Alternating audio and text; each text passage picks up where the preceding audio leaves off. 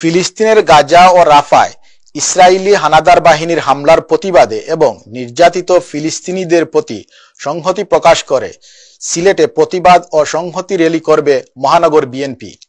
সিলেট থেকে staff reporter Ashraful Islam Imran জানান, গত মঙ্গলবার সারা দেশের মহানগর বিএনপির সভাপতি ও সাধারণ সম্পাদকদের নিয়ে বিএনপির ভারপ্রাপ্ত চেয়ারম্যান তারেক রহমান ভার্চুয়ালি আলোচনায় গাজায় গণহত্যার প্রতিবাদে সারা দেশে সকল মহানগরীতে প্রতিবাদ ও সংহতি র্যালি করার নির্দেশ দেন।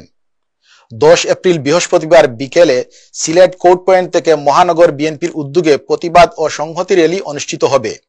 র্যালিটি সফল করতে নগরীর কোর্ট পয়েন্ট থেকে বুধবার দুপুরে প্রচারপত্র বিলি করে মহানগর বিএনপি।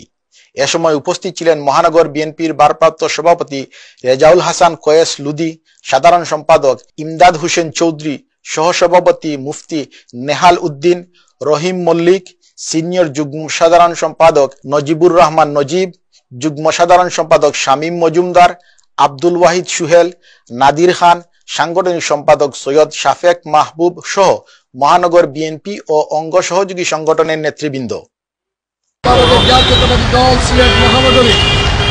একটি র্যালি অনুষ্ঠিত হবে।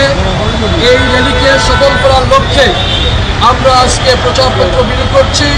আমরা প্রতিটি মানুষের কাছে আগামীকালকে র্যালি সফল করার দাওয়াত জানিয়ে লিফলেট বিতরণ কার্যক্রম শুরু করেছি।